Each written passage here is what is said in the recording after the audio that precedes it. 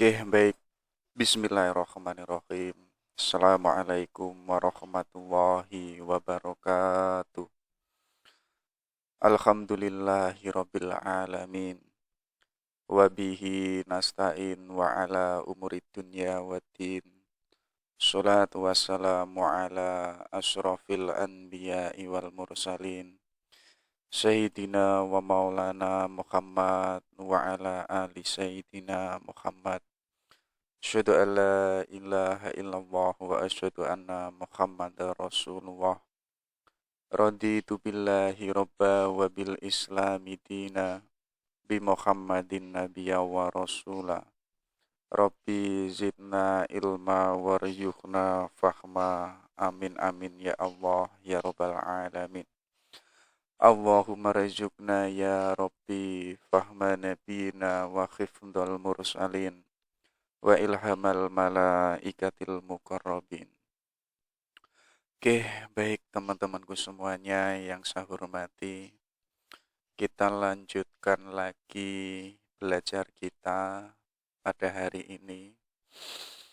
Ayo kita istiqomahkan. Ya, jadi kebaikan apapun, sekecil apapun, kalau kita mampu mengistiqomahkan, ya tentunya itu akan menjadi sesuatu yang besar. Dan sekaligus kalau kita bisa mengistiqomahkan sesuatu yang baik, yang itu senantiasa kita lakukan, itu lama-lama akan membentuk jiwa kita. Yang jiwa kita mungkin masih ada egoistik, mungkin masih ada menang-menang sendiri dan lain sebagainya. Kok tiap hari kita senantiasa mengistiqomahkan sesuatu yang baik, yaitu efeknya akan mendidik jiwa kita. Jadi jiwa kita yang kemarin masih kotor, sekarang akan menjadi jiwa yang terdidik, jiwa yang itu sudah bersih. Nah, kalau jiwa ini sudah bersih, nanti eksistensinya yang ada di dalam diri kita, yang itu keluar mewujud dalam perilaku. Jadi perilaku kita pun juga bermoral, perilaku kita pun juga etik.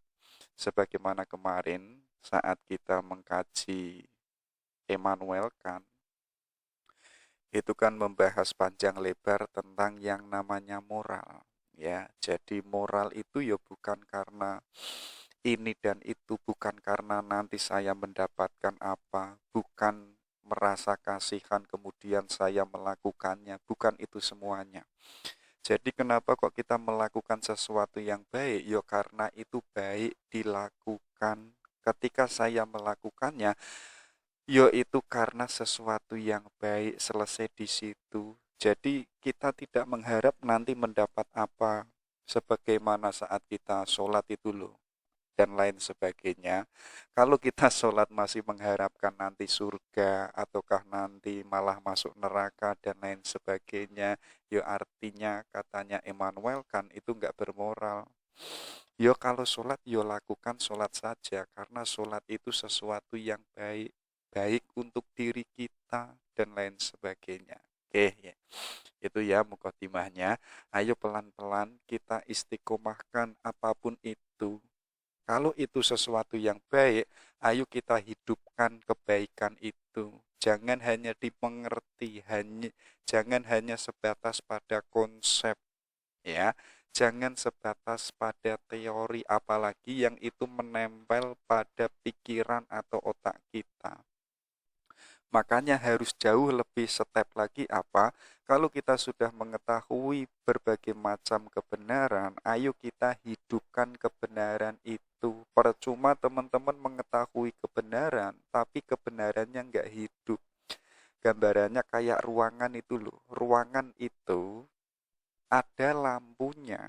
Dan di ruangan itu ada macam-macam isinya. Mungkin ada laptop, mungkin ada lemari, mungkin ada kacanya, dan lain sebagainya. Lampunya itu ada, tapi yang menjadi problem besar lampunya itu nggak hidup, lampunya nggak menyala. Akhirnya ruangan yang isinya macam-macam, ya, yang harusnya ada ini dan ada itu, gara-gara lampunya mati, ya ruangan itu seakan-akan nggak ada apa-apanya, seakan-akan ruangannya itu gelap dan kosong. Kalau ruangan ini ditarik ke dalam diri kita atau jiwa kita, ya, kalau kita memakai kacamatanya Muhyiddin Ibnu Arabi yang menegaskan manusia itu mikrokosmos, sekaligus di dalamnya itu ada makrokosmos. Makrokosmos itu adalah alam semesta. Kita mungkin bisa membayangkan alam semesta isinya itu kan banyak dan macam-macam, ya. Ada udara, ada tanah, ada api, kayak Avatar itu loh yang punya 4 elemen besar yang akhirnya nanti menguasai alam semesta. Loh, itu semuanya ada di dalam diri manusia. Mungkin manusianya hidup di antara makhluk yang ada, kalau dilihat dari atas alam semesta, itu kan makhluk yang kecil.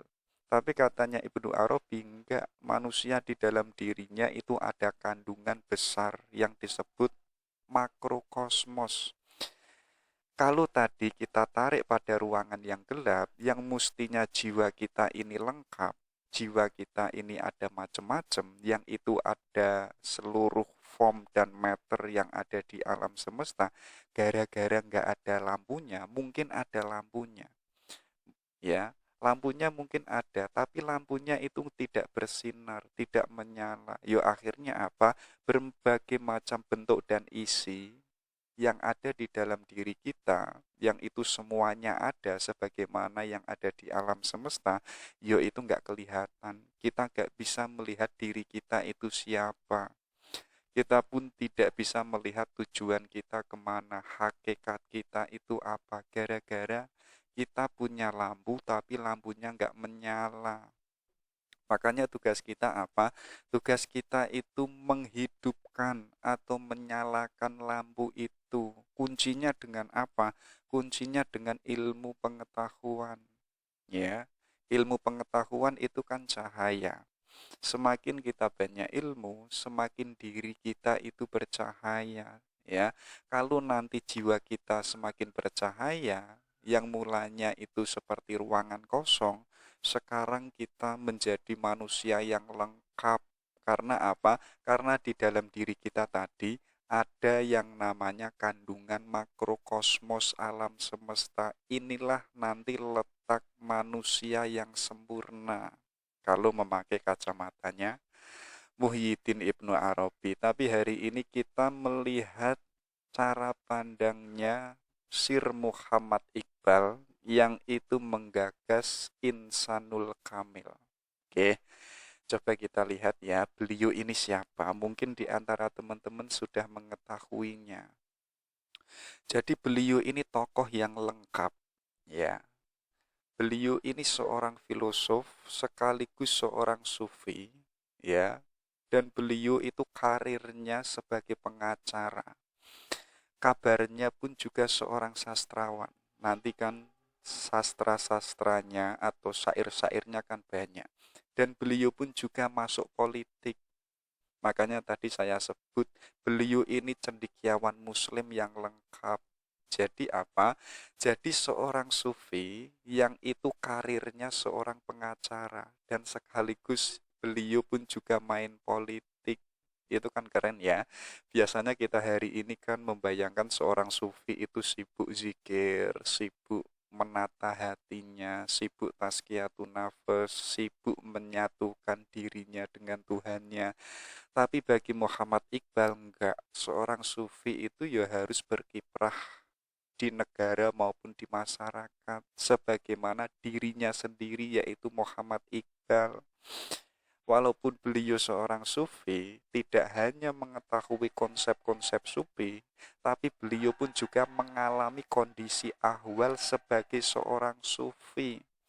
Tapi di sisi yang lain, ya, beliau ini seorang politikus dan seorang pengacara.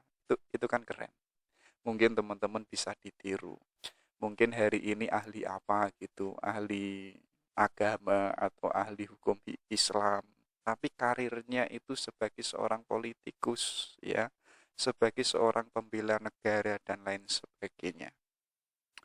Beliau ini aslinya India, yang sekarang itu Pakistan, lahir pada tahun 1877 Masehi. Ya, jadi abad 18 Masehi, hidupnya di era modern. Ayahnya ini mulanya pegawai negeri, atau mungkin kalau orang Indonesia menyebutnya itu PNS. Tapi ayahnya ini nanti melepaskan kepegawaiannya yang itu memilih menjadi seorang pedagang. Ya, jadi fokus dagang yang nanti pada akhir hidupnya ayahnya Iqbal ini pun juga menjadi seorang sufi. Kenapa demikian? Ya karena memang kakeknya Iqbal yang itu ayahnya dari ayahnya Iqbal itu pun juga seorang sufi. Inilah nanti pun juga yang mewarnai cara berpikirnya Iqbal, cara kehidupannya Iqbal yang itu belakangan pun juga menjadi seorang sufi. Apakah boleh, Mas? Ya boleh-boleh saja. Teman-teman seorang politikus atau seorang lawyer dan lain sebagainya, tapi jiwanya itu seorang sufi. Tuh itu kan keren ya. Coba teman-teman itu dipraktekkan. Nanti beliau ini kuliah di India, tepatnya itu di Punjab. Jadi kuliah itu sampai lulus mendapatkan gelar master. Nanti di Punjab inilah beliau ini bertemu dengan seorang orientalis yang itu nanti sangat menginspirasi Muhammad Iqbal. Jadi orientalis ini namanya Thomas Arnold. Ya, jadi saat ketemu itu Iqbal itu disarankan untuk melanjutkan ke Inggris, yaitu di Universitas Cambridge. Ya, yang nanti ketika kuliah di Inggris, kemudian beliau melanjutkan kuliah lagi di Jerman. Ya, jadi di Jerman itu menyelesaikan S3-nya, disertasinya kalau nggak salah judulnya itu The Development of Metaphysics in Persia. Jadi perkembangan metafisika di Persia. Jadi kalau itu membahas Persia, tentunya Iqbal itu yo mengetahui betul siapa Ibnu Arabi, siapa Mullah Sadra, siapa Suhrawardi Ibnu Al-Maktul dan lain sebagainya. Karena memang beliau ini ahlinya. Sebagaimana tadi, beliau tidak hanya mengetahui konsep-konsep para sufi, pemikiran-pemikiran para sufi, enggak, melainkan apa? Melainkan dirinya pun juga seorang sufi, ya. Kayak saya ini mungkin bisa membahas panjang lebar tentang cara berpikirnya Muhyiddin Ibnu Arabi, Junaid Al-Baghdadi, Syekh Abdul Qadir, Mansur Ibnu Al-Halaj, mungkin bisa. Tapi saya itu bukan seorang sufi, berbeda dengan Muhammad Iqbal. Dia mengetahui seluk-beluk tentang sufi dan sekaligus beliau itu seorang sufi. Gambarannya kayak teman-teman itu loh, yang itu sudah menikah, kemudian mengucapkan pernikahan itu indah loh ya. Pernikahan itu menjadikan kita tenang, menjadikan kita itu nyaman, itu kan pengetahuannya jauh lebih absah daripada teman-teman yang belum menikah, yang itu mengatakan menikah itu A, B, C, dan lain sebagainya. Itu ilmunya absurd, karena ilmunya itu masih berjarak dengan dirinya. Kenapa demikian? Ya karena dirinya itu belum menikah, belum mengalami.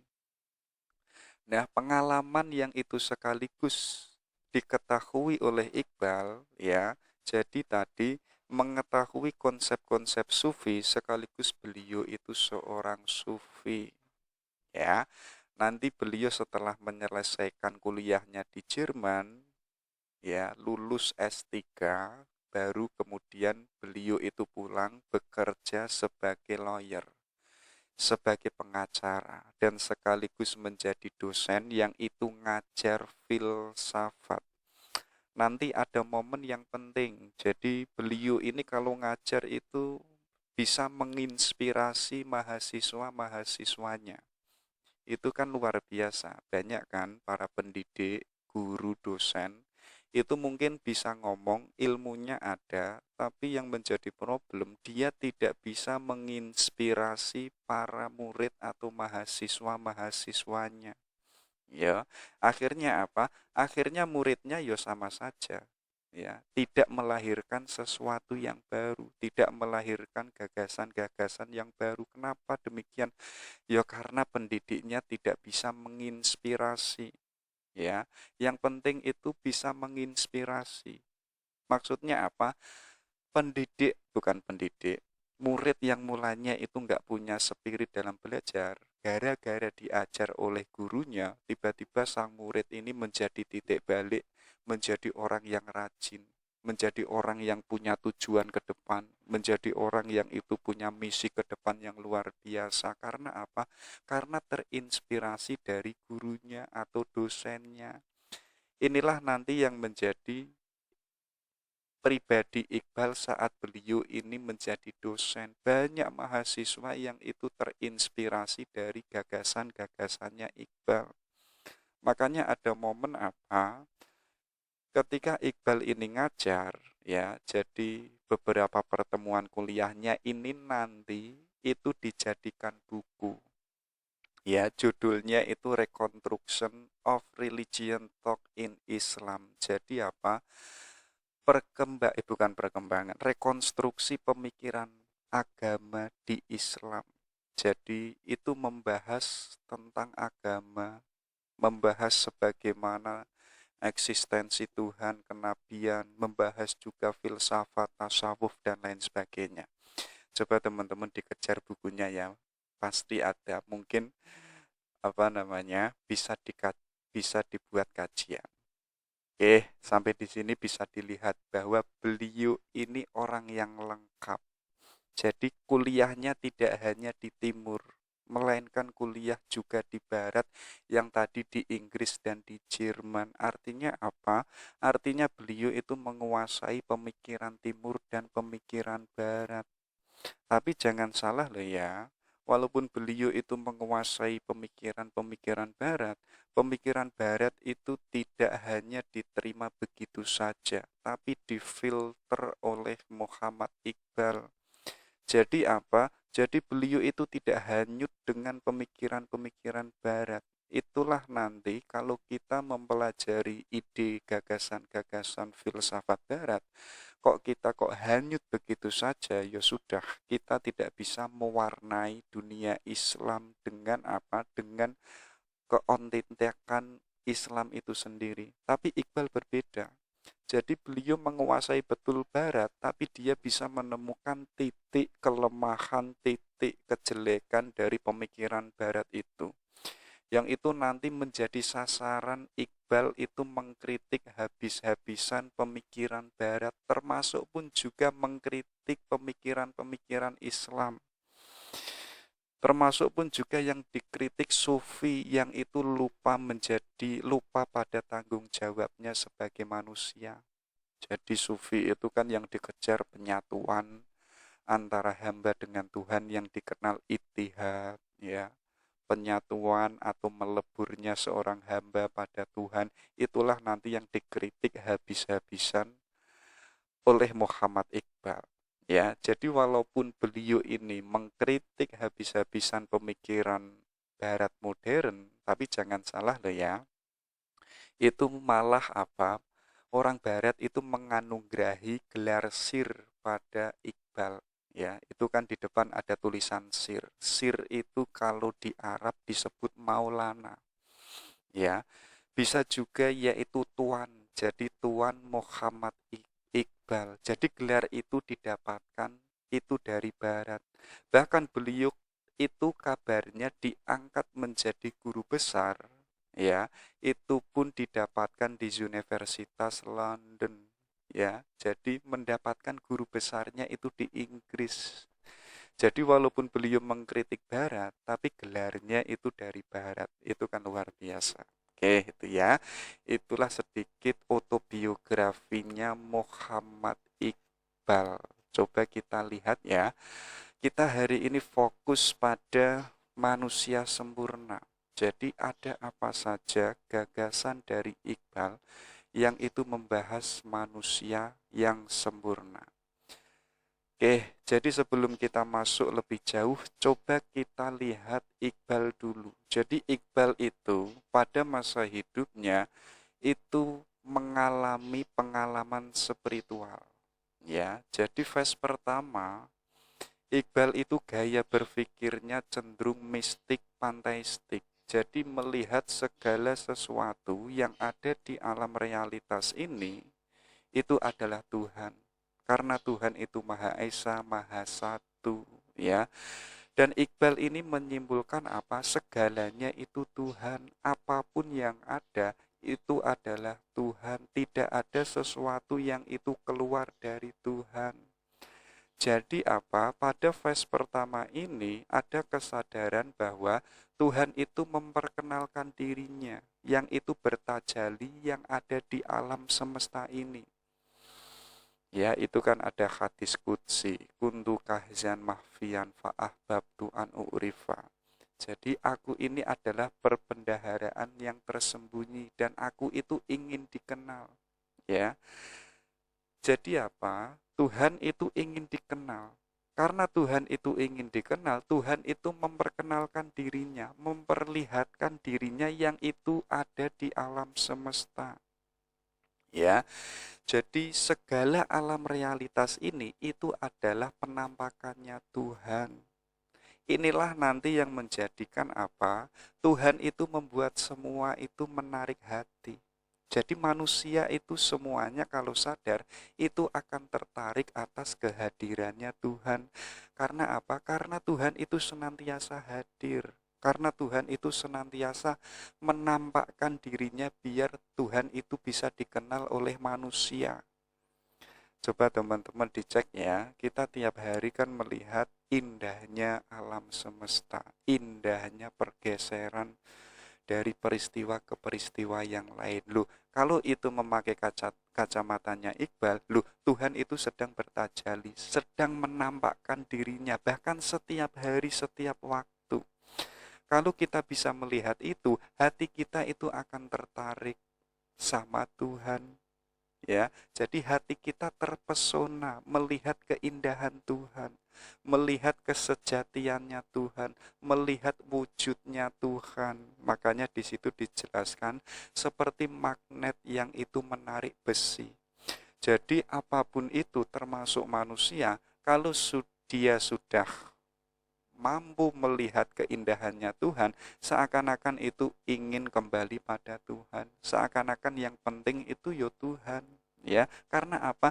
Karena Tuhan itu tadi bisa dan mampu dilihat oleh si manusianya. Tinggal yang menjadi pertanyaan apa?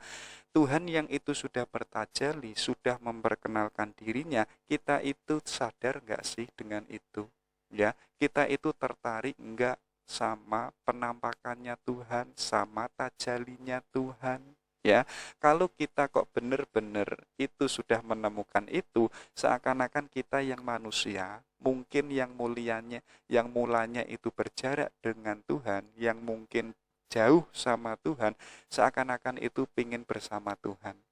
Karena adalah satu-satunya Tuhan itu yang itu dijadikan tempat kembali. Makanya dalam Islam sangat tegas itu kan disebut ilaihi rojiun, ya. Kita itu kembalinya pada Tuhan. Sedangkan kita kembali pada Tuhan, kita itu enggak harus menunggu kita mati. Ya, karena apa? Karena saat ini sekarang juga Tuhan itu sudah hadir di setiap momen, di setiap peristiwa, di setiap waktu. Dan kalau kok kita menyadari itu, seakan-akan kita itu ya tadi ingin senantiasa ilaihi rojiun. Oke, itu fase pertama. Jadi fase pertama basis cara berpikirnya Iqbal itu adalah panteistik, melihat segala realitas yang ada yaitu adalah Tuhan, karena realitas yang ada itu adalah tajalinya Tuhan. Tuhan menampakkan keindahannya, menampakkan kebaikannya yang itu ada di alam semesta, yang itu menjadikan manusia hatinya tertarik untuk menuju, untuk kembali kepada Tuhan. Itu fase pertama. Dan fase kedua, Iqbal ini menyadari apa? Kalau di verse pertama tadi Allah itu menampakkan bertajalli yang itu di alam semesta. Loh, ternyata Tuhan itu tidak hanya bertajalli di alam semesta, melainkan pun juga bertajalli yang itu ada di dalam diriku yang sebagai manusia. Ini kan sebagaimana pemikirannya Muhyiddin Ibnu Arabi, ya kan? Di dalam diri manusia itu kan ada kandungan yang itu makrokosmos, ya. Makrokosmos itu adalah alam semesta. Kalau di verse pertama tadi bahwa Tuhan itu menampakkan yang itu ada di alam realitas alam semesta, yang itu disebut makrokosmos. Loh, di dalam diri manusia itu ada makrokosmosnya. Artinya apa? Artinya Tuhan pun juga menampakkan yang itu bertajalli itu ada di dalam diri manusia. Artinya apa? Artinya di verse kedua ini Tuhan itu bukan yang itu di luar diri kita. Ya, jadi Tuhan bukan lagi dianggap sebagai keindahan yang ada di luar diri manusia, tapi apa? Tapi sebagai keakuan yang itu ada di dalam diriku, yang sifatnya itu abadi. Ya, kalau ada kesadaran itu, kita nggak boleh yang namanya melebur pada dirinya Tuhan. Ya, makanya Iqbal itu nggak setuju dengan istilah fana, yaitu melenyapkan hambanya kemanusiaannya yang akhirnya kemanusiaannya itu bako, yaitu langgeng abadi ketika kemanusiaannya itu sudah tidak ada. Tapi bagi Iqbal itu enggak. Kita enggak boleh fana, kita tetap menjadi manusia karena nanti kita punya tugas yang besar yaitu sebagai khalifah. Jadi ketika tadi ya, kita sudah menyadari Allah itu bertajalli di dalam diri kita, ayo kita menyerap sifat-sifatnya Tuhan. Tuhan itu yang maha lembut, ayo kita serap sifatnya itu. Tuhan itu maha bijaksana, ayo kita serap kebijaksanaannya Tuhan. Karena Tuhan itu bertajalli ada di dalam diri kita. Ya, jadi kita nggak boleh fana, kita nggak boleh lenyap, kita tetap menjadi manusia, tapi manusia yang itu sadar di dalam dirinya ada ruh ketuhanan, maka kita harus menyerap sifat-sifatnya Tuhan yang sudah diperkenalkan Tuhan, yang itu tertulis di Asmaul Husna. Ayo kita serap itu semuanya. Kalau kita sudah menyerap sifat-sifat Tuhan, lahirlah yang namanya ego, keakuan diri. Ya, lahir yang namanya keyakinan diri, kejatian diri. Lahir juga yang namanya super ego, yang itu sumbernya dari Tuhan. Jadi kita manusia, ya, manusia yang itu sudah menyerupai Tuhan, bukan mirip sama Tuhan, tapi apa? Kita mampu menjadi manusia yang karakter kita itu adalah takholak bi akhlakillah. Karakter kita yang manusia itu bukan lagi manusia, karakter kita yang kita miliki itu adalah karakternya Tuhan. Baru di situ kita layak menjadi wakilnya Tuhan, kita layak menjadi khalifatullah. Kita ditugaskan oleh Allah yang itu apa? Yang itu berperan, yang itu di tengah alam semesta. Dan karakter kita harus yaitu karakter yang dimiliki oleh Tuhan. Karena tadi apa? Kita sebagai manusia yang sadar, yang di dalam diri kita yang itu Tuhan bertajalli, kemudian kita menyerap sifat-sifatnya Tuhan. Sifatnya Tuhan itu kita keluarkan yang itu bentuknya adalah karakter. Kalau Tuhan itu maha lembut, ayo kita menjadi manusia yang senantiasa lembut. Kalau Tuhan itu maha adil, keadilannya itu universal, ayo kita menjadi manusia yang punya keadilan universal. Jadi keadilan kita itu bukan fanatik. Jadi keadilan kita itu bukan pilih-pilih. Kita bisa adil mungkin kalau kita sama keluarga kita. Kita bisa adil kalau kita seagama, kita sealiran. Yo itu bukan adil, ya. Itu adil yang itu perspektif manusia, tapi keadilannya Tuhan itu universal, semuanya itu diadili oleh Tuhan. Kalau tadi kita bisa menyerap sifat-sifatnya Tuhan, yuk kita harus adil yang sifatnya universal. Oke, itu fase yang kedua. Dan fase yang ketiga, inilah yang menjadi puncak kesadaran Muhammad Iqbal, ya. Walaupun yang pertama tadi Tuhan itu bertajali, yang itu ada di alam semesta, dan sekaligus ternyata Tuhan itu bertajali yang itu ada di dalam diri manusia, sampai pada kesimpulan apa? Tuhan itu adalah ego mutlak. Ya, tidak ada sesuatu yang itu keluar dari Tuhan. Jadi termasuk manusia dan segala isi alam semesta, semuanya itu ya ciptaannya Tuhan. Kalau itu ciptaannya Tuhan, tidak ada sesuatu makhluk yang itu bisa keluar dari Tuhan. Ya, jadi istilah tidak ada sesuatu yang keluar dari Tuhan bukan berarti kita lenyap, kita fana. Tidak demikian, melainkan apa? Kita harus menyerap, kita harus memiripkan perilaku kita, sifat kita yang itu sebagaimana sifat yang itu dimiliki oleh Tuhan. Barulah kita layak menjadi khalifatullah karena kita sudah menjadi manusia yang sempurna. Oke, itu ya. Itu ada 3 fase yang itu menjadi pengalaman spiritual Muhammad Iqbal. Baru kita masuk problem besar yang itu didapati oleh Iqbal, yang ini nanti menjadi titik fokus pemikiran Iqbal, yang itu mengkritik orang timur maupun orang barat. Oke, itu ya. Jadi teman-teman mengkritik gurunya itu kan sudah dianggap dosa, sudah dianggap amoral. Tapi Iqbal itu malah mengkritik semua gagasan peradaban timur, bahkan peradaban barat. Coba kita lihat ya. Jadi ada problem individualitas. Ya, sebagaimana tadi, di timur itu pun juga ada problem ternyata. Di barat yang itu menjadi studinya Muhammad Iqbal ketika lama di barat, di Inggris dan di Jerman, ternyata pun di peradaban barat pun juga ada banyak problem. Coba kita lihat ya, problem peradaban timur itu apa sih? Katanya Iqbal apa? Orang timur itu menganggap realitas atau alam semesta ini hanya sebatas bayangan atau tidak hakiki, ya. Jadi alam semesta ini bukan sesuatu yang mutlak. Ya memang orang timur mengatakan yang mutlak itu ya Tuhan. Ya, tapi kita nggak boleh mengatakan alam semesta ini nggak mutlak atau hanya sebatas bayangan dari Tuhan. Kalau kita kok punya gagasan demikian, alam semesta ini nggak penting atau hanya sebatas bayangan yang itu mungkin sifatnya mungkin nul wujud, bayangan dari tajalinya Tuhan itu tadi, akhirnya si manusia itu hanya mementingkan Tuhan, ya. Akhirnya dunia itu nggak dipikirkan. Akibatnya apa?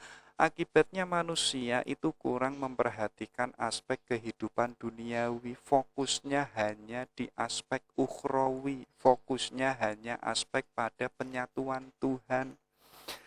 Aspeknya yaitu mengejar nanti kebahagiaan surga, kebahagiaan akhirat, tapi dia nggak peduli nasibnya di dunia ini nanti seperti apa dan bagaimana, itu nggak peduli karena di awal itu sudah menganggap dunia ini nggak penting.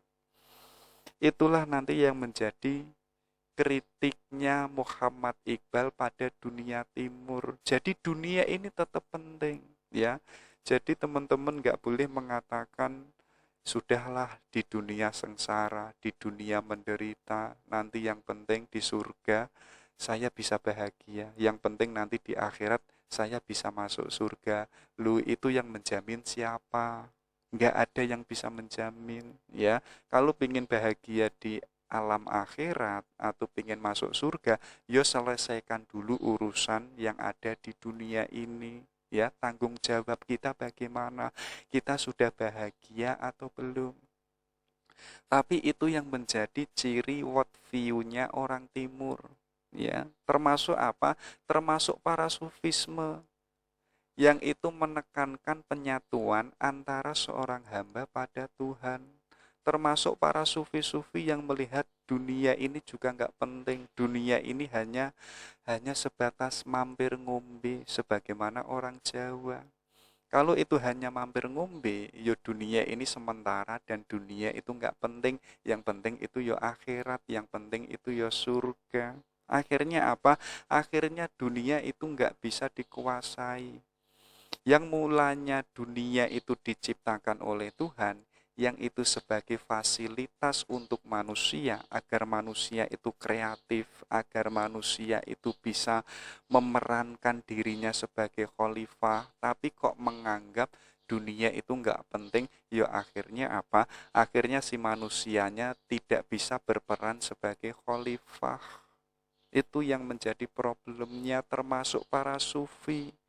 Para sufi itu malah lebih menitik beratkan pada apa? Pada penyatuan kepada Tuhan. Ayo kita melebur saja, ayo kita hancurkan keakuan kita sebagai manusia biar kita bisa menyatu pada Tuhan, biar kita menjadi manusia yang abadi yang itu ada di dalam diri Tuhan. Yo akhirnya apa? Akhirnya saya yang sebagai manusia, tanggung jawab kita sebagai manusia terus bagaimana? Ya, nanti Iqbal itu punya gambaran apa, yaitu pelajaran dari Kanjeng Nabi Muhammad waktu mengalami Isra Mi'raj, ya. Jadi ketika Nabi Muhammad itu bertemu dengan Tuhan, itu kan Nabi Muhammad tidak melebur, tidak apa namanya, tidak menyatu pada Tuhan, ya. Nabi Muhammad kan diperlihatkan indahnya surga, ngerinya neraka, indahnya bertemu dengan Tuhan. Ya, itu kan sudah menyatu pada Tuhan. Tapi Kanjeng Nabi Muhammad ini kembali yang itu ada di alam realitas karena Nabi Muhammad tahu, ya. Tahu yaitu sebagai nabi yang itu punya tanggung jawab sebagai khalifah. Tapi para sufi ketika itu sudah bertemu menyatu dengan Tuhan, dia itu nggak mau kembali kepada alam realitas. Yo akhirnya apa? Akhirnya aktualisasi khalifatullah itu tidak mewujud, tidak ada.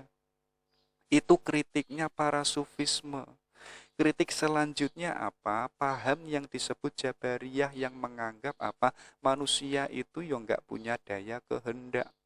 Manusia itu berikhtiar sampai sejauh apapun dan bagaimanapun semuanya sudah ditakdirkan oleh Tuhan. Jadi gambarannya orang Jabariyah itu sebagaimana wayang, ya. Wayang ini bisa menjadi baik, nanti bisa menjadi jahat, yang itu bisa berperan menjadi ini dan itu tergantung dalangnya. Wayangnya ini nggak punya kehendak, dia sifatnya itu fatalistik, dia tidak bisa menentukan dirinya nanti menjadi apa, itu nggak bisa karena semuanya sudah diatur oleh Tuhan.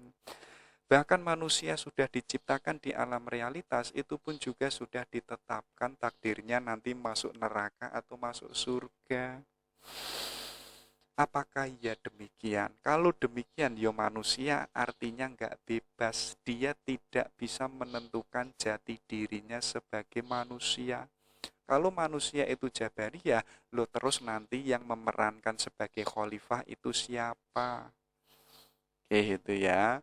Itu kritiknya Iqbal pada peradaban orang timur.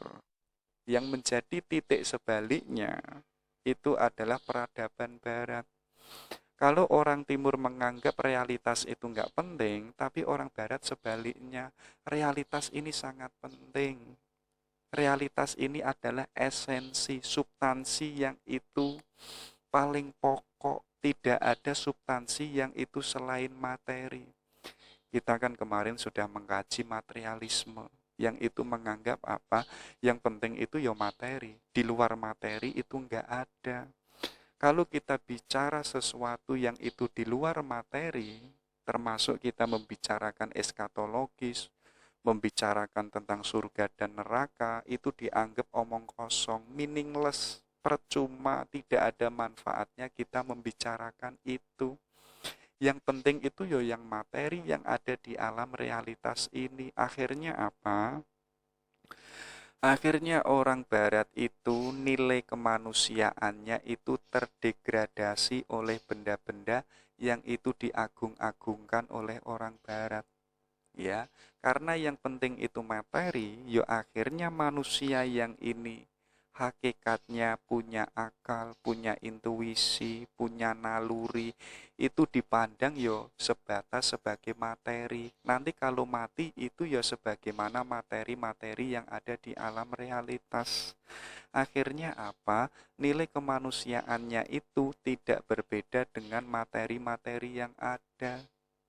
Akhirnya manusia yang mulia itu telah terdegradasi oleh kemanusiaannya itu sendiri.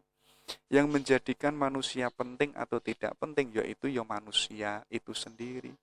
Tapi kok manusianya menganggap yang paling substansial itu materi, dan dirinya pun dianggap sebagai materi, yaitu cara pandangnya manusia itu sendiri. Itulah cara pandangnya peradaban orang barat yang dikritik habis-habisan oleh Muhammad Iqbal. Akhirnya si manusia atau orang barat itu menjadi budaknya benda-benda. Akhirnya apa? Lahir yang disebut utilitarianisme. Lahir paham yang disebut hedonisme. Manusia bahagia kalau punya materi ini, punya benda ini dan itu. Kalau tidak punya rumah, kalau tidak punya mobil sport, kalau tidak punya tanah, hidupnya enggak bahagia. Jadi kebahagiaan itu diukur apa yang kita miliki. Yang kita miliki itu materi. Kalau kita tidak memiliki materi ini dan itu, kita nggak bahagia. Karena ukuran kebahagiaannya itu adalah materi. Karena apa? Karena materi ini sesuatu yang substansial, yang paling penting yang ada di alam realitas. Ya, itulah yang menjadi problem besar orang barat. Akhirnya kemanusiaannya itu malah yang mulanya mulia sekarang tidak mulia karena levelnya itu sebagaimana benda-benda yang ada di alam realitas.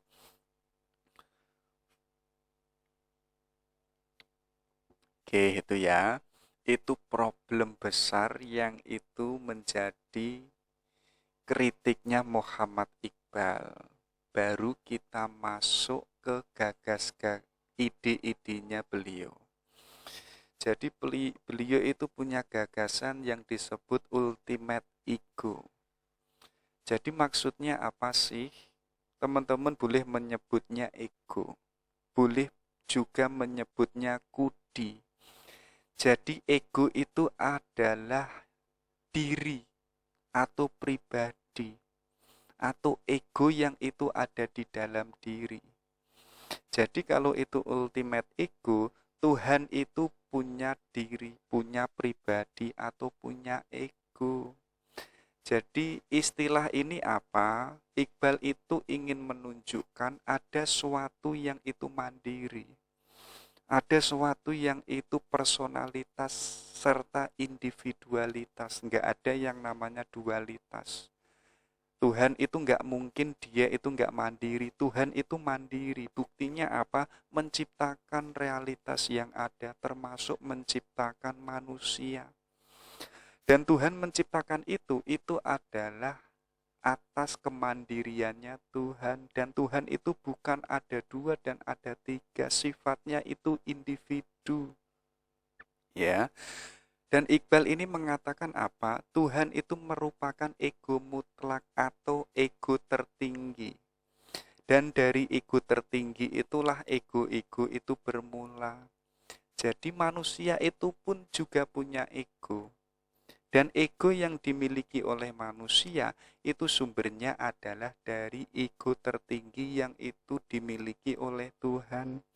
Bahkan katanya Muhammad Iqbal nanti, ego yang dimiliki oleh manusia itu tidak hanya sebatas manusia, alam semesta bergerak, beraktivitas, berotasi, berkembang, semuanya itu juga memiliki ego, memiliki tujuan, sifatnya itu teleologis, yaitu yang mengarah pada ego tertinggi. Makanya di kitabnya Muhammad Iqbal yang itu bahasa Persia, beliau ini menegaskan apa? Bentuk kejadian ialah akibat dari kudi. Apa saja yang kau lihat ialah rahasia kudi. Dijelmakannya alam cita dan pikiran murni ratusan alam terlingkup dalam intisarinya. Jadi segala realitas, segala pikiran, segala ego yang ada, segala bentuk-bentuk yang ada itu adalah akibat dari kudi, ya. Jadi intisarinya itu bukan kudi-kudi yang ada di alam semesta, tapi intisarinya itu adalah dari ego tertinggi, dari yang disebut kudi yang itu paling tertinggi, yaitu adalah Tuhan. Sebagaimana di awal tadi, semuanya itu yang menciptakan adalah Tuhan. Artinya apa? Setiap realitas, setiap makhluk yang ada itu tidak bisa keluar dari yang tidak bisa keluar dari Tuhan itu sendiri. Oke, itu ya. Kalau itu semuanya kudi atau yang kita sebut ego, bagi Iqbal apa? Ego itu seperti tangga nada yang memiliki berbagai tingkatan. Makanya apa? Semakin perjalanan kita ke atas, semakin kita melangit, semakin kita itu bertemu mendekati kepada yang jauh lebih sempurna, yaitu adalah Tuhan. Makanya kita yang sebagai manusia coba kita refleksi diri, coba kita dicek arah tujuan kita itu kemana. Ataukah kita itu hanya sibuk pada wilayah-wilayah materi? Ataukah kita hanya sibuk pada wilayah-wilayah nggak penting? Kalau kita hanya sibuk pada wilayah itu, yuk kita tidak bisa mendekati Tuhan yang maha sempurna. Yuk kita nggak bisa bertemu yang disebut itu ultimate ego. Sedangkan manusia itu punya ego, punya potensi untuk bisa menyatu atau mendekati kepada ultimate ego. Tapi kok kita hidupnya hanya wilayah-wilayah yang nggak penting, wilayah-wilayah yang itu nggak substansial. Ya akhirnya apa? Akhirnya kita tidak bisa mendekati Tuhan. Makanya apa? Tegasnya ego, tegasnya Iqbal, mohon maaf. Jadi Iqbal tadi menegaskan ego itu seperti tangga nada yang itu memiliki berbagai macam tingkatan. Tapi tingkatan kita, hidup kita kok setiap hari semakin dekat sama Tuhan, ya, semakin ke langit. Yang mulanya kita manusia yang itu tidak sempurna, kita menjadi manusia yang sempurna. Karena apa? Karena kita sudah dekat sama yang namanya Tuhan. Tuhan itu maha sempurna. Kalau kita mendekati sesama manusia, ya, sedangkan manusia itu sama dengan kita, yaitu tidak sempurna. Manusia pun juga sama dengan kita, yaitu adalah lemah. Makanya apa? Kita harus mengejar sesuatu yang itu paling pokok, yang itu yang menjadi intisari kehidupan ini, ya, yaitu adalah Tuhan itu sendiri. Makanya apa? Perjalanan kita itu harus melangit, harus ke atas. Kita jangan perjalanan yang sifatnya itu universal. Jadi kita kok sibuk hanya mendekati orang yang punya karir, orang yang punya jabatan. Ya bagaimanapun kita yang sebagai manusia yang tidak sempurna, kita mendekati sesama manusia yang tidak sempurna juga. Ya akhirnya kita tidak menjadi manusia yang sempurna. Kalau kita tidak bisa menjadi manusia yang sempurna, yuk kita tidak layak menjadi khalifatullah karena kita belum sempurna. Makanya apa? Untuk agar nanti kita menjadi khalifatullah yang itu punya peran yang besar, punya tanggung jawab yang besar yang ada di alam semesta ini, maka tujuan akhir kita yaitu adalah mendekati Tuhan yang itu sang pemilik maha kesempurnaan. Oke, itu ya. Karena tadi semuanya itu adalah yang itu ada di dalam Tuhan, yang tidak bisa keluar dari Tuhan. Alam semesta pun juga demikian, semuanya punya ego. Tumbuhan pun juga punya ego, hewan pun juga punya ego. Tapi sesuatu atau makhluk selain manusia itu tidak bisa mendekati kepada kesempurnaan yang sejati. Yang bisa mendekati Tuhan yang itu maha kesejatian, maha sempurna, satu-satunya itu adalah manusia. Karena apa? Karena manusia inilah yang nanti menjadi cikal bakal sebagai Khalifatullah. Dia punya potensi untuk bisa mendekat pada ultimate ego. Makanya apa? Kalau kita sadar ini, ayo kita jangan sibuk pada sesuatu yang sepele. Kita jangan sibuk itu jangan sibuk mendekati orang yang kita anggap wow, yang kita anggap mulia. Loh, kemuliaan dia itu kan hanya perspektifmu saja, hanya anggapanmu saja. Ya, kalau kamu demikian, sadari dia pun juga manusia yang itu sama dengan kita, yang sifatnya itu tidak sempurna, sifatnya itu lemah. Makanya kita harus mengejar yang itu paling pokok, yang itu paling substansial, yaitu adalah Tuhan. Sedangkan segala realitas makhluk-makhluk yang ada di alam dunia ini, yang bisa paling dekat sama ultimate ego, itu adalah manusia. Oke, itu ya. Baru kita masuk ke wilayah kemanusiaan yang itu tadi, yang itu pun juga memiliki ego, memiliki keakuan, kedirian, dan lain sebagainya. Kenapa tadi manusia yang itu yang bisa mendekat sama Tuhan, sedangkan makhluk-makhluk yang lain itu nggak bisa? Ya karena manusia ini sebagai abduh, sebagai hambanya Tuhan. Dan sekaligus apa? Manusia nanti itu punya peran besar, punya tanggung jawab yang besar, yang itu sebagai Khalifatullah. Makanya tadi dalam pembahasan pengalaman spiritual Iqbal, kalau si manusia ini menyadari di dalam dirinya itu ada tajalinya Tuhan yang bentuknya itu spiritual, ya. Kalau kita menyadari itu, ayo kita menyerap sifat-sifatnya Tuhan. Ya, kita praktekkan, kita aktualisasikan seluruh apapun yang itu dimiliki oleh Tuhan, yang itu diwujudkan di yang itu tertulis ada di Asmaul Husna. Ya, kalau kita sudah menyerap sifat-sifatnya Tuhan, kita layak menjadi Khalifatullah. Ya, kita layak menjadi peran yang itu mewakili perannya Tuhan. Makanya apa? Kalau kita sudah Khalifatullah, kita punya tanggung jawab yang besar, yaitu apa? Yaitu sebagai penerus ciptaannya Tuhan.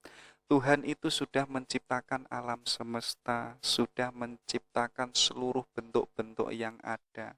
Sedangkan kita yang manusia, yang itu wakilnya Tuhan, tanggung jawab kita apa? Yaitu membuat dunia yang belum sempurna itu menjadi sempurna.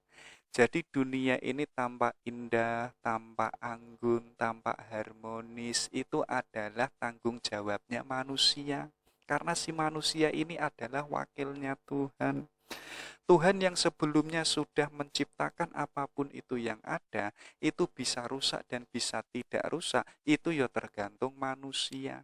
Ya, makanya tadi apa? Si manusia agar dia tidak merusak yang itu sudah diciptakan oleh Tuhan, maka si manusia ini harus bisa menyerap sifat-sifat yang itu dimiliki oleh Tuhan sekaligus dirinya sebagai Khalifatullah. Jadi hidupnya itu tidak monoton, hidupnya itu tidak hanya hari ini yo ini, besok yo itu, tidak itu, tapi tanggung jawabnya itu universal. Yaitu apa? Mempercantik alam semesta yang sebelumnya itu kurang sempurna, kurang cantik, ya. Jadi kalau di Jawa itu kan ada istilah mewayu hayuning bawono. Kalau di Jawa mengatakan alam semesta ini sudah indah, Ya, termasuk manusia itu sudah indah karena yang menciptakan itu yang maha indah. Maka tugas kita yang sebagai manusia apa? Ayo kita memperindah alam semesta yang itu sudah indah. Dalam istilah lain apa? Ayo kita menjaga alam semesta yang itu sudah diciptakan oleh Tuhan, termasuk kita harus menjaga kemanusiaan kita yang itu sudah diciptakan oleh Tuhan. Itu orang Jawa. Tapi kalau Iqbal, alam semesta mulanya itu kurang sempurna, belum sempurna, ya, belum menjadi indah. Tugasnya manusia yang itu yang tadi bisa mendekati Tuhan, yang itu bisa menyerap sifat-sifatnya Tuhan, sekarang tanggung jawabnya besar, yaitu apa? Mempercantik alam semesta yang itu belum cantik, memperindah alam semesta yang itu belum indah. Itu ya. Nah, baru kita masuk ke ego. Katanya Iqbal apa? Ego itu ada dua macam. Yang pertama itu sifatnya metafisik. Ya, jadi apa? Ini adalah kondisi ego yang itu ada di dalam diri kita. Sifatnya itu ahwal. Sifatnya itu kondisi perasaan yang kita rasakan, yang itu sulit untuk kita definisikan, sulit juga kita konsepkan. Kayak teman-teman itu loh, saking dekatnya sama Tuhan, saking mahabahnya sama Tuhan, saking rindunya sama Tuhan, itu dikonsepkan kan rasanya kan sulit. Ya, teman-teman mau mendefinisikan cintanya sama Tuhan itu kan rasanya kan sangat sulit. Kenapa? Ya karena itu wilayah perasaan, karena itu wilayah ahwal. Kayak teman-teman itu loh, merasakan manisnya minum kopi. Itu kan rasanya manis. Kemudian teman-teman itu mendefinisikan kopi yang manis ini rasanya demikian. Itu kan sulit untuk didefinisikan. Sama saja sulit untuk terkonsepkan. Karena apa? Karena ini wilayah metafisika. Karena wilayah perasaan, wilayah ahwal. Kayak teman-teman yang itu saking jatuh cintanya sama perempuan, itu kan teman-teman hanya bisa mengibaratkan cintaku ini seluas dunia, ya kan? Cintaku ini seluas langit dan lain sebagainya, seluas samudra. Duh, itu kan hanya metafor. Misalkan hatinya teman-teman itu dibedah, itu kan nggak ada langitnya, nggak ada samudranya, ya kan? Itu kan hanya sebatas mewakili apa yang kita rasakan. Artinya apa? Yang kita rasakan itu tidak bisa terdefinisikan, walaupun kita mencoba mengkonsepkan, konsep yang kita buat itu tidak sama persis apa yang kita rasakan. Karena apa? Karena sifatnya itu metafisik. Ya, tapi Iqbal itu tidak sibuk pada wilayah metafisik. Kalau sibuk pada wilayah metafisik, yang terjadi apa? Yang terjadi manusianya itu melebur. Yang terjadi manusianya itu fana, yaitu menyatu pada Tuhan. Ya kan? Makanya ada istilah itihad, ada istilah al-hulul, ada istilah manunggaling kawula Gusti. Itu adalah wilayah-wilayah metafisika. Akhirnya apa? Kemanusiaannya itu enggak ada, yang ada itu Tuhan. Loh, kalau yang ada Tuhan, terus yang menyembah Tuhan itu siapa? Itu kan lucu. Sudah diciptakan oleh Tuhan menjadi manusia, menjadi abdullah. Ketika sudah diciptakan kok malah menjadi Tuhan, ya. Terus yang menyembah Tuhan itu siapa? Terus yang menjadi khalifah itu siapa? Makanya tadi beliau mengkritik habis-habisan yang itu pada ranah sufi termasuk Jabariyah. Tapi Iqbal tidak fokus pada metafisika, tapi fokus pada wilayah etika. Ya, jadi wilayah bagaimana kita menjadi manusia yang itu bisa memiliki etika yang indah, memiliki moralitas yang etik. Ya, jadi katanya Iqbal apa? Ego yang itu dilihat secara etika itu gambarannya seperti kepercayaan diri. Kemudian harga diri, orangnya mandiri, orangnya itu punya penegasan diri. Ini loh aku, ya, ini loh aku menjadi orang yang demikian-demikian. Artinya apa? Orangnya mandiri, tidak tergantung pada sesuatu yang lain. Walaupun nanti pada puncaknya dirinya itu hanya menggantungkan pada sesuatu yang disebut ultimate ego, yaitu adalah Tuhan. Inilah nanti yang menjadi basisnya Muhammad Iqbal untuk merumuskan manusia yang sempurna, yang itu diawali apa? Yang diawali ego yang ada di dalam diri manusia, yang itu titik fokusnya pada wilayah etika. Oke, itu ya. Ini loh ada keyword katanya Iqbal apa? Ini nanti yang menjadi basis pemikirannya Muhammad Iqbal tentang ego. Jadi, the ultimate aim of the ego is not to see something, but to be something. Jadi apa? Tujuan akhir dari ego itu bukan melihat sesuatu, tetapi untuk menjadi sesuatu. Jadi kita nggak boleh sibuk melihat sesuatu yang ada di luar diri kita. Kita jangan sibuk terpesona dengan apapun yang ada di luar diri kita. Kita sibuklah melihat diri kita. Kita sibuklah atau kita harus terpesona yang itu ada di dalam diri kita. Karena apa? Karena tadi Tuhan itu bertajalli yang itu ada di dalam diri kita. Makanya katanya Iqbal apa? The ultimate aim of the ego is not to see something. Jadi kita tujuan akhir kita itu ya bukanlah melihat sesuatu, melainkan apa?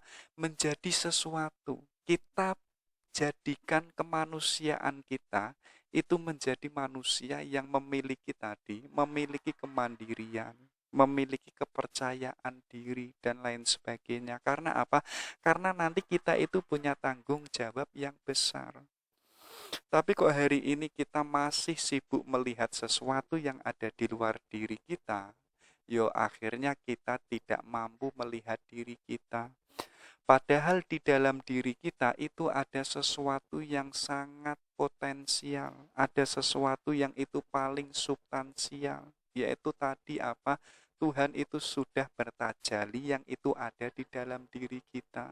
Tapi kok kita sibuk melihat sesuatu yang ada di luar diri kita, ya akhirnya kita tidak mampu melihat Tuhan yang itu ada di dalam diri kita. Kalau kita tidak mampu, yo akhirnya kita tidak mampu juga menyerap sifat-sifatnya Tuhan. Yo akhirnya kita tidak bisa menjadi manusia yang sempurna. Oke itu ya. Itu katanya Iqbal. Coba kita lanjutkan. Kita lihat karakter Kudi. Jadi katanya Iqbal apa? Pertama, Kudi itu bersifat tersendiri dan unik. Jadi setiap manusia kan punya ego, punya kudinya masing-masing. Artinya apa? Manusia itu secara individual itu unik, ya. Jadi kita nggak boleh menyamakan aku ini sama dengan kamu loh ya. Kita nggak bisa demikian. Atau teman-teman itu ingin memiripkan dirinya sebagaimana orang lain yang itu dikagumi. Mungkin kalau hari ini drakor atau siapa itu nggak bisa. Karena apa? Karena setiap manusia itu unik dan otentik. Karena apa? Di dalam dirinya itu punya ego masing-masing.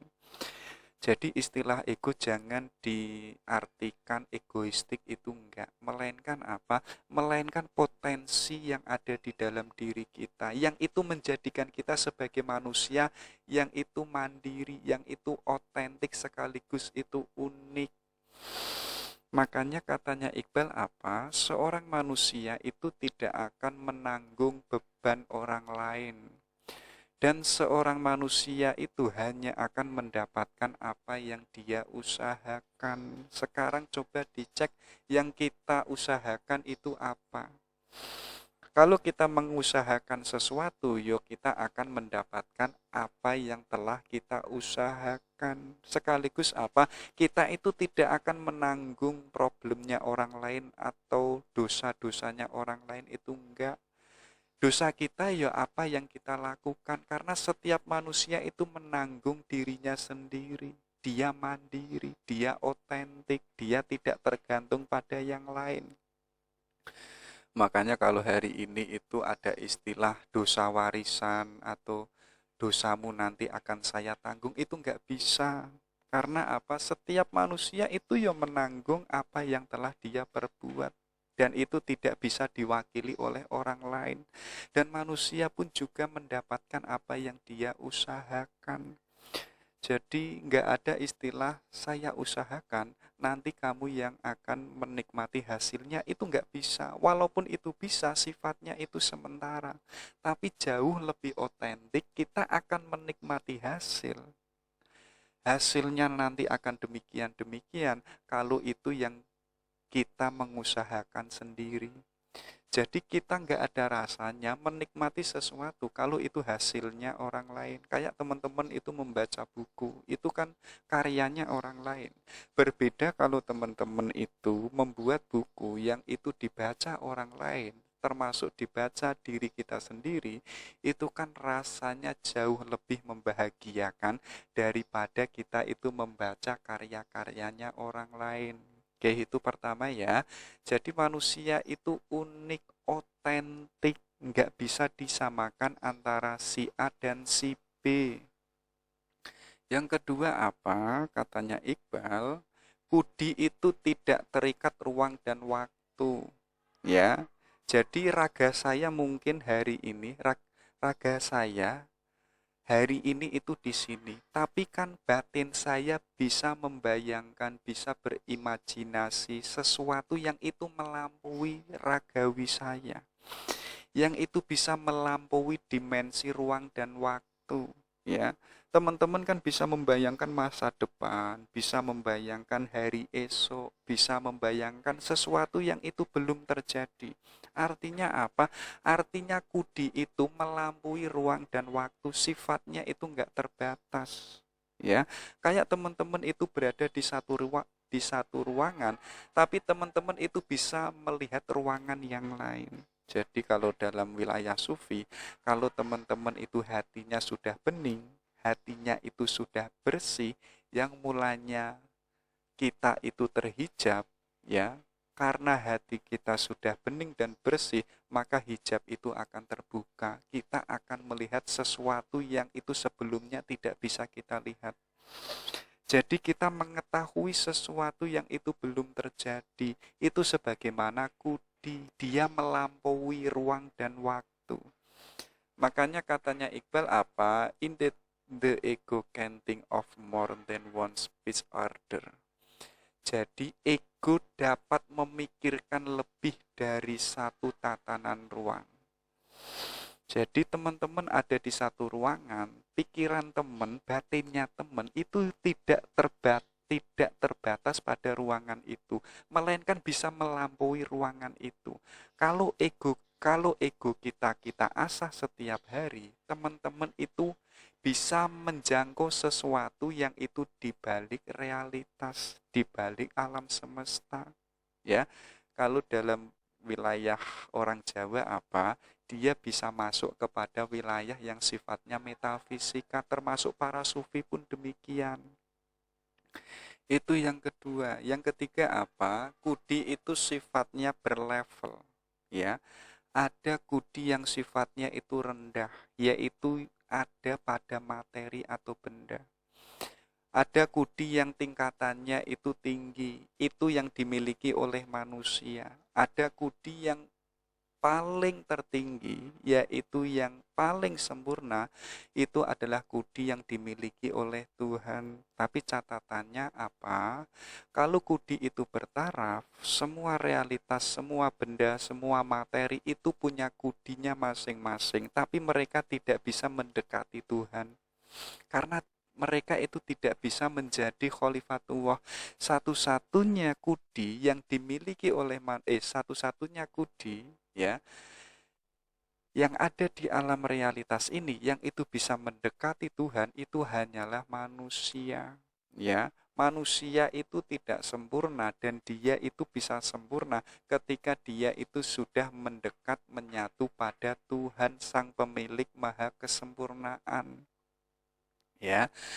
Oke, itu yang ketiga. Yang keempat ada kudi yang sifatnya itu dinamis. Ya, kadang kan kita kuat, kadang kita semangat. Di momen tertentu mungkin saat teman-teman galuh, teman-teman diputus sama ceweknya, nembak diputus lagi, besok naksir nembak diputus lagi, akhirnya kan nggak punya daya. Secara tidak langsung kudinya pun juga melemah. Kalau kudinya melemah, dia yang sebagai manusia itu tidak mampu menegaskan dirinya seperti apa dan bagaimana. Ya, makanya apa? Teman-teman tadi harus melihat ke dalam dirinya. Kemudian tegaskanlah aku ini demikian dan demikian. Yang terakhir, kudi itu sifatnya teleologis. Ya. Jadi setiap makhluk itu hakikatnya ingin mencapai pada kudi mutlak yaitu Tuhan. Jadi Tuhan kan sudah menciptakan realitas yang ada. Ya, ada benda materi, form, bentuk dan lain sebagainya, macam-macam. Dan semuanya itu pada hakikatnya itu ingin bertemu pada Tuhan, tapi mereka nggak bisa. Yang bisa mencapai pada tingkat wilayah ketuhanan itu ya manusia. Ya, jadi apa? Realitas ini sifatnya teleologis, punya tujuan, punya misi yang besar, yaitu adalah ilaihi rojiun, karena semuanya dari Tuhan.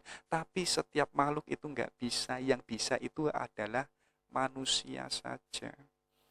Makanya kalau kita menyadari ini, ayo kita mengarah pada Tuhan. Tapi kok tadi kita hanya sibuk pada wilayah-wilayah yang itu nggak penting, yang absurd, ya akhirnya kita hanya sebatas manusia yang levelnya itu materi, yang levelnya itu benda. Kenapa demikian? Karena kita tidak mendekati Tuhan, kita tidak mencapai tingkatan kesempurnaan. Oke, itu ya, itu karakteristiknya kudi. Ada juga itu tingkatan kudi. Jadi ada ego mutlak, ya. Ego mutlak inilah yang dimiliki oleh Tuhan. Tuhan itu maha kreatif, Tuhan itu maha tahu, Tuhan itu maha kuasa, Tuhan itu maha abadi, dan lain sebagainya. Inilah yang disebut ego mutlak. Ada juga yaitu ego individu. Inilah yang dimiliki oleh manusia. Jadi manusia itu mampu menegaskan dirinya, ya. Karena di dalam dirinya itu ada ego dan setiap manusia itu unik dan otentik. Kalau kita menyadari ini, manusia itu harus bisa menaklukkan lingkungannya, ya, termasuk harus menaklukkan alam semesta. Karena apa? Karena yang bisa mendekati ego mutlak itu adalah manusia, ya. Kalau manusianya itu kok dijadikan budak atau hidupnya kok tergantung pada alam semesta atau pada benda-benda yang ada di alam semesta, ya akhirnya manusianya itu tidak bisa menyatu pada ego mutlak. Akhirnya sekaligus apa? Kita tidak bisa menjadi manusia yang merdeka, ya. Untuk agar kita menjadi manusia yang merdeka, ayo kita taklukkan realitas, kita taklukkan lingkungan-lingkungan yang ada di sekeliling kita, termasuk alam semesta. Karena apa? Karena level kita yang sebagai manusia itu jauh lebih tinggi daripada alam semesta. Ya, makanya hari ini absurd kalau ada orang yang itu menggantungkan dirinya pada keris, yang itu menggantungkan dirinya pada gaman, pada giok dan lain sebagainya. Padahal katanya Iqbal, manusia itu levelnya jauh lebih tinggi daripada seluruh bentuk-bentuk materi yang ada di alam semesta. Termasuk apa? Manusia yang tadi punya ego, dia harus menguasai alam semesta. Artinya apa? Alam semesta itu harus ada di bawah kaki kita. Kalau kita bisa demikian, baru kita bisa menjadi manusia yang merdeka. Kalau kita sudah menjadi manusia yang merdeka, kita akan bisa mencapai ego mutlak, yaitu adalah Tuhan. ya. Itu ego individu. Ada juga ego materi. Ya, tadi kan sudah disebutkan semua realitas materi yang ada semuanya itu punya ego. Mereka pun juga punya kehendak. Mereka pun juga punya tujuan. Tujuannya kemana? Yaitu adalah ke ego mutlak, yaitu ke Tuhan. Ya, makanya di Asror Al-Qudi, Iqbal ini menegaskan alam ini bukanlah sesuatu yang sempurna, tetapi dalam proses menuju kesempurnaan. Ya, artinya apa? Setiap realitas yang berjalan itu hakikatnya adalah ilaihi rojiun. Jadi tidak hanya manusia saja, tapi nanti catatannya bahwa yang bisa mencapai kepada kesempurnaan itu adalah si manusianya sendiri. Walaupun demikian, realitas ini berjalannya itu adalah menuju kepada Tuhan, ilaihi rojiun, ya. Tapi kalau kita membaca lebih cermat lagi, yang bisa melenceng dan yang tidak bisa melenceng itu hanya manusia, ya. Makanya kenapa Tuhan itu mengutus nabi, mengutus rasul? Itu kan untuk manusia, ya kan? Biar apa? Biar manusianya itu tidak melenceng, biar bisa ilaihi rojiun, biar bisa mencapai ego mutlak. Oke, ini tingkatan ego. Ini loh jenis ego. Jadi bedakan ya, ada ego yang itu efisien, ada ego yang itu apresiatif. Jadi ego yang itu efisien itu sifatnya being, ada, ya. Jadi kita melakukan yang sifatnya itu praktis saja, yang itu berhubungan dengan dunia lahiriah. Kayak teman-teman itu misalkan kok jomblo ya, oh yon mencari pacar, oh kok lapar ya, yo harus makan, oh kenapa rambutnya kok gatel-gatel, yo harus keramas, itu kan sifatnya praktis, ya. Kalau kita hanya sibuk pada wilayah ego efisien yang sifatnya praktis, yo kita tidak akan bisa mencapai kesempurnaan yang itu menuju Tuhan. Kita tidak akan bisa menyatu pada wilayah ketuhanan karena kita hanya sibuk wilayah yang sifatnya praktis, ya. Kalau lapar yo makan, selesai. Kalau haus yo minum, kalau jomblo yo golek cewek. Kita hanya sibuk pada wilayah-wilayah itu.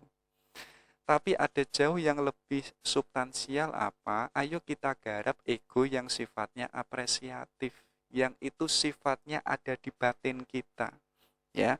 Jadi ego ini merupakan pusat pengalaman kita. Jadi katanya Iqbal apa? Kita jangan sibuk pada wilayah praktis. Praktis ini apa? Wilayah yang sifatnya itu simpel-simpel, wilayah naluri, ya. Wilayah yang itu bisa diselesaikan secara teknikal. Tapi apa? Ayo kita garap yang sifatnya ego apresiatif, yaitu apa? Kita jangan sibuk keluar diri, melainkan kita harus sibuk ke dalam diri. Sifatnya itu reflektif. Kita mempertanyakan kemanusiaan kita bagaimana.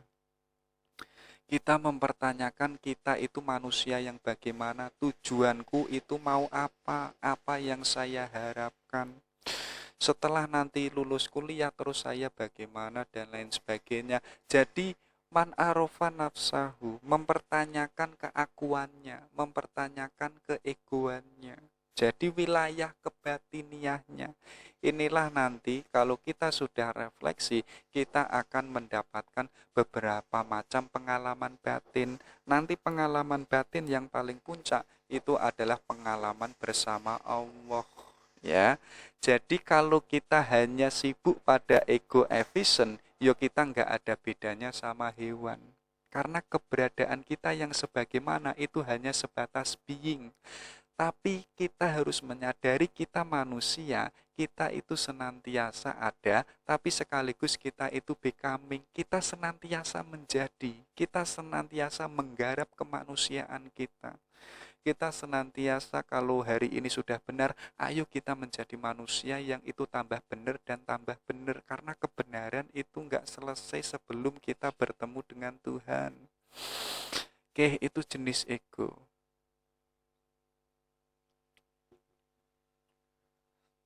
Nah, ini loh, ini cara kita untuk agar kita bisa mencapai kesempurnaan ego. Tadi kan kita manusia yang itu tidak sempurna, ya, dan kita punya potensi ego yang itu satu-satunya manusia yang itu bisa mendekat pada Tuhan. Nah, untuk agar kita bisa mencapai kesempurnaan ego, step pertama apa? Kita itu harus taat kepada ilahi, taat pada Tuhan. Jadi katanya Iqbal apa? Ketaatan itu menjadikan manusia bebas. Kita tidak lagi tunduk pada alam semesta, ya. Kita tidak lagi ada di bawahnya alam semesta, melainkan apa? Kita ada di atasnya alam semesta. Caranya dengan apa? Caranya dengan taat pada Tuhan, ya. Sekaligus apa? Kita itu meningkatkan diri, membangun diri yang itu terikat pada hukum kausalitas. Tuhan itu sudah menciptakan alam semesta. Sekaligus Tuhan itu membuat peraturan-peraturan yang itu diterapkan ada di alam semesta yang kita sebut sebagai hukum kausalitas. Di balik kita taat pada perintahnya Tuhan, sekaligus kita itu mematuhi perintah-perintah hukum kausalitas yang ada di alam semesta ini. Karena hukum kausalitas ini yang membuat adalah Tuhan. Kalau teman-teman ingin pinter, yo harus belajar. Ya, teman-teman pengen kaya, yo harus berdagang, yo harus bisnis, ya. Jadi nggak ada istilah alternatif. Pengen kaya kok nggak mau bekerja, ini absurd. Ini sudah mengingkari hukum kausalitas. Nggak mungkin orang yang kaya tanpa bekerja, nggak mungkin orang pintar tanpa belajar. Ya, bagaimanapun dunia ini berjalan, termasuk manusia, itu bisa mendapatkan sesuatu yang itu menjadi hak miliknya ketika dilakukan sesuai dengan hukum kausalitas. Di balik itu kita harus menaati semua perintahnya Tuhan. Kalau kita sudah demikian, itu seperti onta berjalan dengan sabarnya tanpa keributan, menahan beban yang berat. Jadi kita hidup yang itu punya beban, seakan-akan kita itu nggak punya beban. Kita hidupnya itu nggak kemerungsung, ya. Kita hidupnya itu nggak semrawut, ya. Jadi sebagaimana onta berjalan dengan sabarnya tanpa keributan, orangnya tenang, orangnya itu mandiri, orangnya itu sudah bebas dengan yang namanya realitas dunia, orangnya sudah di atas realitas. Kalau kita sudah taat, jangan lupa ayo kita menguasai diri kita. Ya. Jadi apa? Kita harus mengendalikan diri. Kita nggak boleh dikuasai oleh yang namanya nafsu. Ya. Kalau hari ini kok kita dikuasai oleh nafsu, yo kita tidak menjadi manusia yang merdeka. Kalau kita tidak bisa menjadi manusia yang merdeka, ya kita tidak bisa menjadi manusia yang bebas. Maka apa? Ayo kita harus melawan diri kita. Yang kita lawan siapa? Yaitu adalah nafsu kita sendiri. Kalau nanti kita sudah berhasil, maka apa? Tauhid yang mutlak bisa menghilangkan rasa menyerah terhadap ketakutan dan kesombongan dari diri sendiri. Ya, artinya kita menjadi manusia yang itu kita berani menantang dunia. Ya, kita nggak punya rasa menyerah, kita nggak pesimis, kita nggak cemas. Karena apa? Karena yang kita pegang itu adalah Tuhan. Ketika kita itu sudah menguasai diri kita dari berbagai macam nafsu yang itu menjatuhkan kita. Kalau kita sudah menguasai diri, kita layak menjadi wakilnya Tuhan. Kita layak menjadi khalifatullah, ya. Ketika apa? Ketika kita itu sudah menguasai nafsu kita, kita sudah menguasai ketakutan-ketakutan yang ada di luar diri kita. Sekaligus apa? Kita mampu menundukkan kekuatan-kekuatan alam semesta. Kita sudah tidak takut lagi dengan gunung, kita tidak takut lagi dengan penguasa. Yang kita takuti itu adalah Tuhan. Ya, Artinya apa? Kita sudah bebas, kita sudah tidak terikat dengan alam realitas, sekaligus kita nggak takut, ya. Kenapa demikian? Karena alam realitas ini sudah kita tundukkan, sudah levelnya itu ada di bawah kaki kita. Kalau kita sudah demikian, kita layak menjadi khalifatullah. Kalau kita sudah menjadi khalifatullah, kita manusia yang itu punya tanggung jawab yang besar. Kita menggantikan perannya Tuhan, ya. Kalau kita sudah mendapatkan itu, kita baru mampu meniupkan kehidupan pada sesuatu. Sebagaimana tadi, kita mampu mempercantik alam semesta yang sebelumnya itu belum cantik. Kita mampu memperindah sesuatu yang sebelumnya itu kurang indah, ya. Artinya hidup kita itu mewayu hayuning bawono, dan sekaligus apa? Kita yang manusia itu mampu membangkitkan semangat para pemuda, kita menjadi inspiring mereka. Hidup kita di tengah-tengah mereka itu menjadi role model, itu menjadi tauladan mereka. Akhirnya para pemuda itu bersama bergerak untuk menuju pada kesatuan, ya. Artinya apa? Artinya diri kita yang sebagai manusia itu sangat berpengaruh karena mampu membangkitkan semangat para pemuda. Oke, itu ya.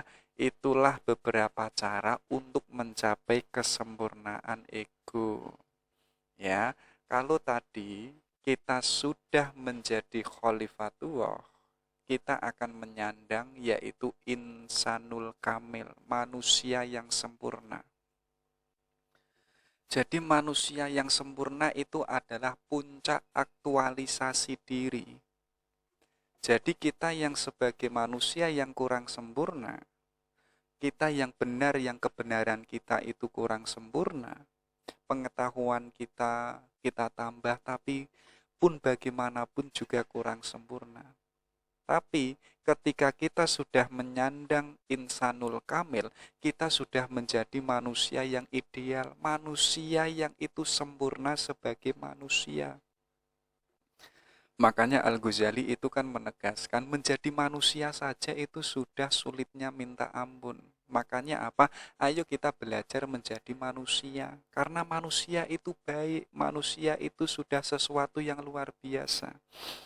Makanya Al-Ghazali itu kan punya beberapa aspek. Ada manusia yang itu karakternya hewan.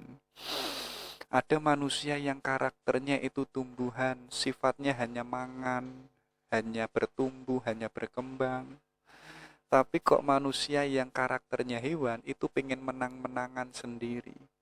Ya, pengen dirinya dianggap wow, pengen dianggap punya ini dan punya itu. Kalau kita masih demikian, kita itu belum menjadi manusia. Mungkin jasad kita manusia, tapi karakter kita itu hewan. Tapi katanya Muhammad Iqbal apa? Manusia sempurna itu adalah bentuk manusia yang ideal. Manusia yang itu benar-benar sebagai manusia. Kalau sudah demikian, dia manusia yang sempurna. Simpelnya apa? Manusia yang sempurna itu sudah terbebas dari dirinya, dari hawa nafsu. Dan orangnya itu memiliki wawasan yang luas, memiliki kebijaksanaan. Jadi pengetahuannya itu tidak hanya literasi yang itu perpustakaan yang ada di dalam akalnya itu enggak. Melainkan apa? Pengetahuan yang dia miliki itu bisa dihidupkan pada ranah kehidupan, pada perilaku. Kalau sudah itu, lahir yang namanya kebijaksanaan. Ya, kalau kita sudah terbebas dari nafsu, kita manusia yang sempurna, dan alam realitas itu ada di bawah kita, kita sudah menjadi manusia yang bebas dan merdeka. Disinilah dia mendapat gelar khalifatullah, ya, manusia yang itu punya tanggung jawab sebagai wakilnya Tuhan yang itu ada di dunia ini. Oke, itu ya, itu insal kamil. Lalu cirinya insan kamil itu apa? Katanya Iqbal itu ada 4. Kalau teman-teman itu sudah menjadi manusia yang sempurna, ciri yang pertama apa? orangnya itu tidak memperlakukan agamanya sebagai dogma. Maksudnya apa? Kalau itu dogma, artinya nggak boleh dipertanyakan, nggak boleh dikritik, ya, nggak boleh direkonstruksi dan lain sebagainya. Jadi kalau ada agama kok itu nggak boleh dikritik, nggak boleh direkonstruksi, nggak boleh dipertanyakan, yaitu adalah dogma. Kalau itu dogma, artinya dia nggak berkembang. Artinya dia nggak bisa bertumbuh lagi. Sebagaimana kita punya buku, yang kita selesai membaca buku, kemudian bukunya kita tutup, kemudian kita taruh di bawah karpet, itulah yang disebut dogma. Tapi orang yang itu insanul kamil, itu tidak memperlakukan agamanya sebagai dogma.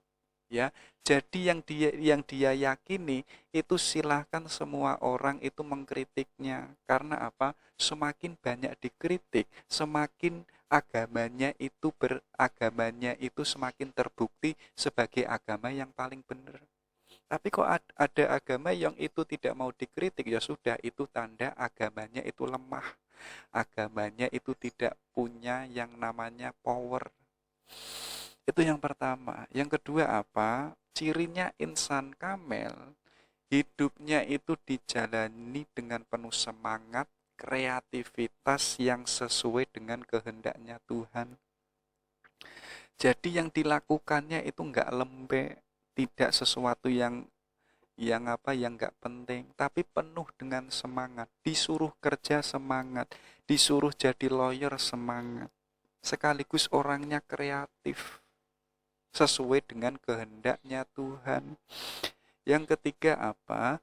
Rahasia dirinya adalah la ilaha illallah, yang menjadikannya dia mampu menguasai dunia. Yang keempat, figurnya adalah Rasulullah, di mana seluruh hidupnya yaitu untuk menegakkan kalam ilahi dan kemanusiaan, ya. Jadi tauladannya itu Kanjeng Nabi, ya. Kanjeng Nabi hidupnya itu kan orientasinya itu kan menegakkan kalamnya Allah. Sekaligus apa? Sekaligus itu menegakkan keadilan di tengah sosial, yaitu apa? Yaitu mengembalikan manusia yang sebelumnya itu belum murni menjadi manusia, yang mulanya manusia ditindas, kemudian ditolong oleh Allah, sekarang menjadi manusia yang merdeka, yang bebas. Ya, itulah cirinya insanul kamil. Oke, itu baru kita masuk ke karakternya insanul kamil. Yang pertama, ya, kita simpelkan saja ya. Yang pertama, orangnya itu mampu menyerupai sifat-sifatnya Tuhan. Jadi orangnya itu enggak fana, orangnya enggak hancur di dalam dirinya Tuhan. Melainkan apa? Dia tetap menjadi manusia, tapi manusia yang itu mampu menyerap sifat-sifatnya Tuhan, sebagaimana yang sudah dijelaskan tadi. Kalau Tuhan itu maha bijaksana, ayo kita menjadi manusia yang bijaksana dan seterusnya. Kalau kita sudah menyerupai sifat-sifat Tuhan, baru di situ kita layak menjadi khalifah, kita menjadi wakilnya Tuhan. Artinya apa? Kita tidak hanya menyerap sifat-sifat Tuhan, tetapi kita berperan mirip yang itu sebagaimana Tuhan. Ya, jadi rotasi hidup kita, orientasi kita, perilaku kita itu mirip sebagaimana yang dimiliki oleh Tuhan. Makanya apa? Kita manusia tapi karakter kita itu takholak bi akhlakillah. Akhlak kita itu adalah akhlak yang dimiliki oleh Tuhan karena kita menjadi khalifah. Kalau kita sudah menjadi khalifah, kita akan menjadi manusia yang bebas dan kreatif, ya. Jadi bebas itu kita tidak terikat oleh apapun, baik terikat oleh alam semesta, baik oleh sesama manusia, kita enggak terikat dengan mereka. Kita hanya terikat pada satu, yaitu adalah Tuhan. Tapi kok kita masih terikat dengan sesama manusia, terikat dengan benda, dan lain sebagainya, ya artinya kita nggak layak menjadi seorang khalifah. Karena hakikatnya wakilnya Tuhan, dia itu bebas sekaligus dia itu kreatif. bisa menciptakan sesuatu yang baru yang sebelumnya itu nggak ada.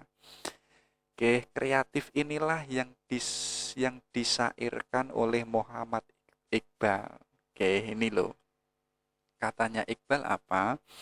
Engkau menciptakan malam, aku menciptakan lampu untuk meneranginya.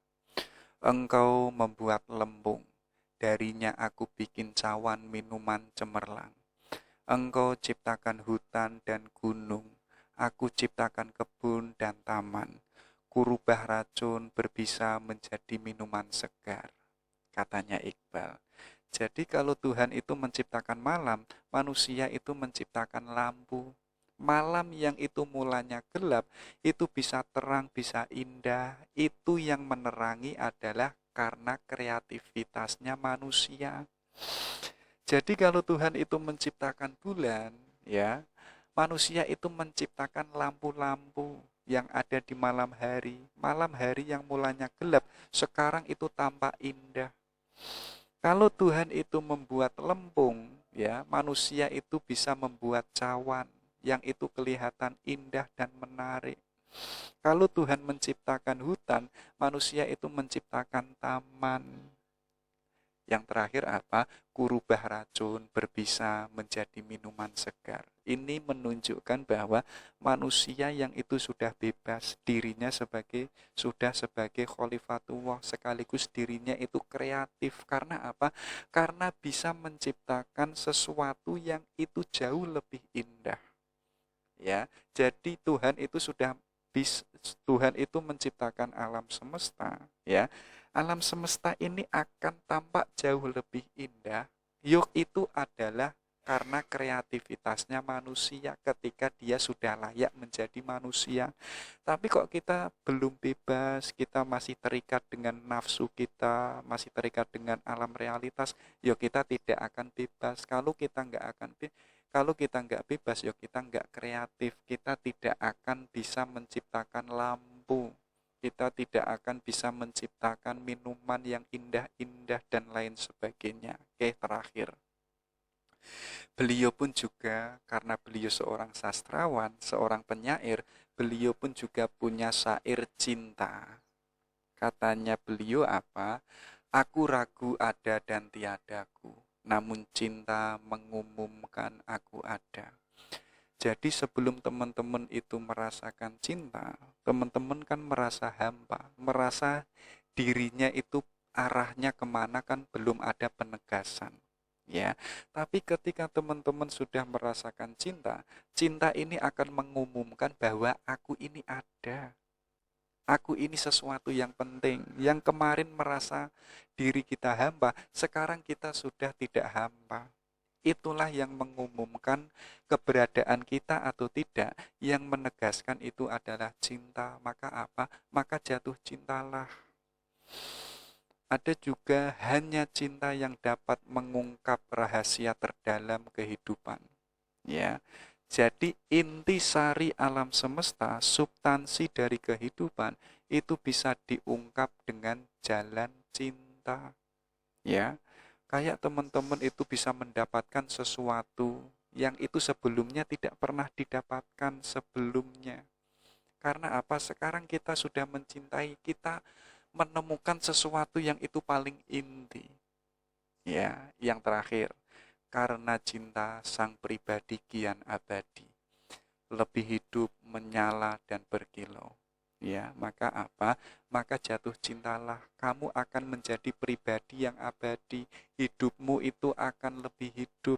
Hidup kita nggak monoton. Kenapa Iqbal tadi menggagas kreativitas? Ya karena di dalam dirinya ada cinta. Sekaligus hidupnya menyala dan berkilau. Karena apa? Karena ada cinta yang ada di dalam diri kita. Dan cinta ini akan mewarnai, akan menyala, dan akan berkilau. Ya, tapi kok jiwa kita nggak ada cinta, ya kita nggak akan menyala, kita nggak akan hidup. Oke, itu ya. Itu cinta dari Muhammad Iqbal. Oke, sekian. Assalamualaikum warahmatullahi wabarakatuh.